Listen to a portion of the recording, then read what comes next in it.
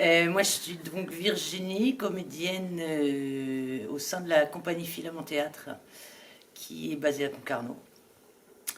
Voilà, ça fait bientôt 20 ans que cette compagnie existe. On a créé pas mal de spectacles en salle d'abord. On a été crieur de rue pour ceux qui nous connaissaient en tant que crieur pendant 15 ans. Et là, je suis revenue plus à la salle avec les dernières créations. Un triptyque qui s'appelle Solitude, avec 3 spectacles créés. Donc le premier, c'était Le Sas de Michel Azama. C'était le portrait d'une femme qui passait sa dernière nuit en prison après 15 ans d'incarcération. Le deuxième triptyque, c'est Y a pas personne, qui a été mis en scène par Marie-Claire Lechat, avec qui j'ai travaillé en me basant sur la maladie d'Alzheimer. C'était le portrait d'une femme seule chez elle pendant 1 heure, en perte de repère. Et le troisième, donc Ghislaine B, que j'ai créé avec Marc Frémont, où on voit une femme, femme de ménage, un peu polyvalente, régisseuse, qui travaille dans une salle de spectacle et qui, après que les spectateurs soient tous partis, s'autorise l'espace du plateau pour réaliser ses rêves. Voilà un peu pour le triptyque, ce qui a été le point de départ pour la création de ces 3 ateliers. Nos rêves en lumière.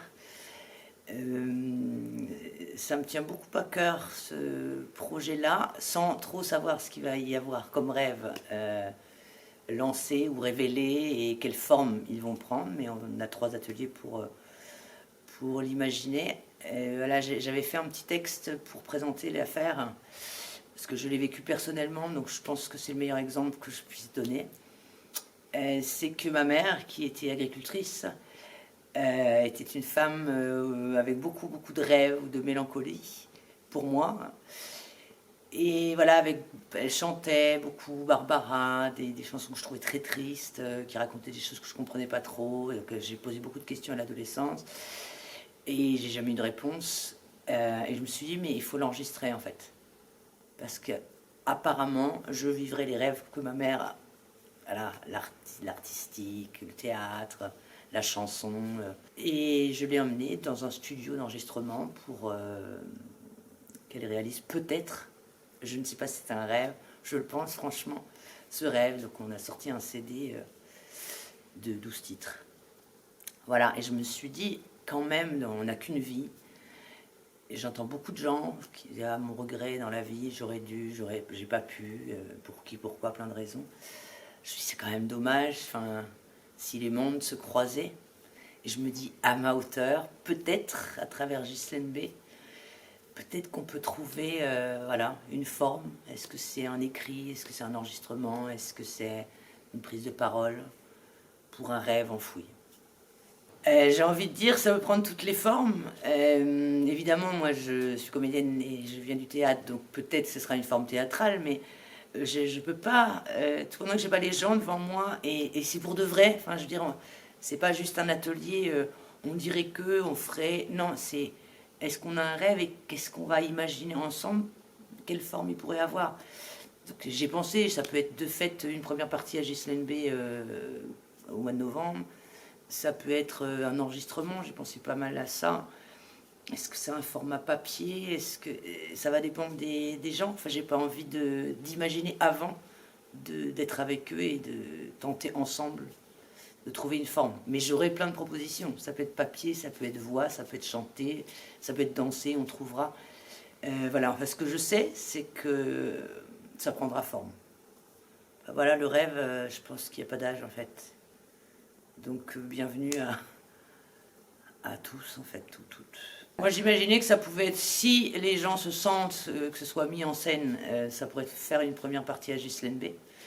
Ou je peux imaginer, parce que j'adore ça, que de fait il y a une forme, il y a une mise en scène de Ghislaine B. Est-ce que c'est une première partie une expo, si c'est une forme un peu plus haut d'objet. Ça dépend aussi du rêve en fait, parce que peut-être que c'est hyper secret et que ça peut pas être comme ça devant un public. Peut-être c'est dans un coin, peut-être c'est dans des livres, je sais pas. J'aime bien ne pas savoir Et une fois qu'on est ensemble, qu'est-ce que chacun a à dire et comment on arrive à faire spectacle ou écrit. Enfin, voilà. C'est entre l'écrit et le spectacle, c'est plus l'écriture me plaît beaucoup. Et c'est vrai que préparer avant, c'est pas trop mon fort. Mais une fois que, voilà, je sais pas, tout le monde est là, il faut faire connaissance, il faut prendre le temps de ça. Et si on laisse pas le vivant se révéler là, si on laisse pas ça, il n'y a pas de matière en fait. Ça sera ma matière, mais ce sera pas. Pour moi, c'est pour de faux ça. Non, il faut du vrai, ouais, du réel. Bah oui, oui, c'est ça. Moi, le réel. Il faut vraiment que la personne qui vient à ces ateliers, elle sente qu'on a écouté. C'est le suspense en fait. Vivement samedi. Je viens de finir Armen, le bouquin de Jean-Pierre Abraham, je crois que c'est Jean-Pierre. Et de fait, j'ai été pianotée sur internet pour aller à l'île de Saint dimanche, parce qu'il y a encore possibilité, et j'aimerais aller dans le phare d'Armen, mais je crois que c'est pas possible. On peut aller autour, mais je vais trouver.